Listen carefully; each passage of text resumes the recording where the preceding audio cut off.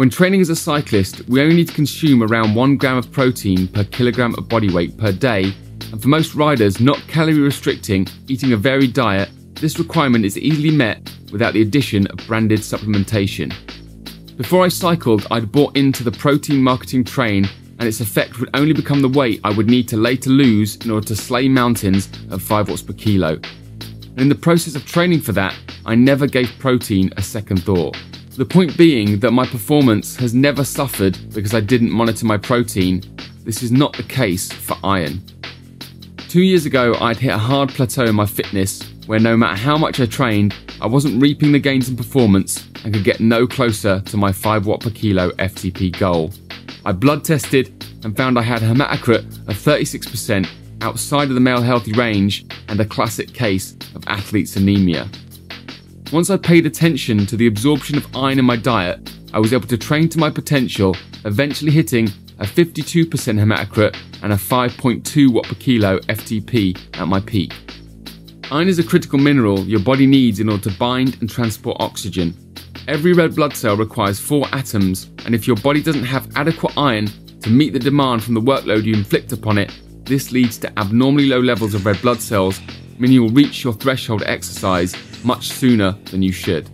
For an endurance athlete like yourself, the demands of iron are high and the depletion is a continuous process.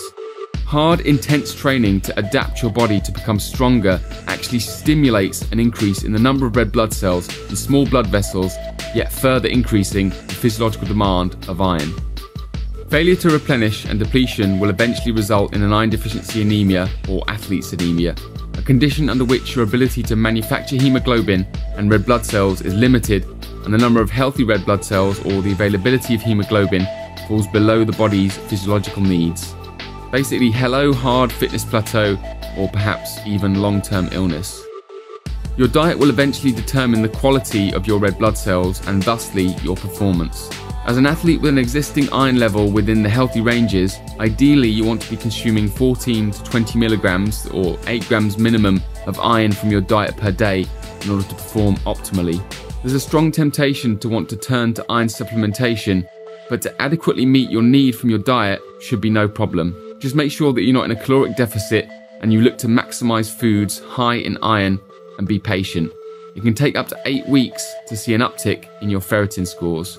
I consume 20 to 40 grams of fresh frozen spirulina and or 400 plus grams of black beans, that's 1 to 2 cans, post high intensity training sessions to adequately provide me with an effective intake of iron to form high quality red blood cells and be replenishing depleted vitamin and mineral stores. I attribute the addition of spirulina to my diet as the key to taking myself from athlete's anemia to healthy range ferritin scores, whilst training to reach 5 watts per kilo as my FTP. Dietary iron absorption can vary by 5 to 10 times depending on the food consumed with and around it. The chemical composition of your meal matters when it comes to your body actually utilising the iron that you consume. The most significant promoters of non-heme iron absorption are vitamin C and other organic acids. In my own case, to bump up my blood markers, I not only increased the amount of citrus fruit I ate in and around my meals, but also for a period of time I cut out all tannin-containing drinks such as tea and coffee because they have been proven to block the absorption of iron from your diet. And I did this because I had realised how precious every single absorbable atom of iron from my diet would be to my performance. In conclusion, my point is that if iron had had the level of marketing hype that protein has, I would have reached my endurance athletic goals much sooner, because for me it has been the most influential factor in my diet that allowed me to reach my potential on the bike. And that I hope by increasing the hype around iron a little more with a video like this, it can do the same for you.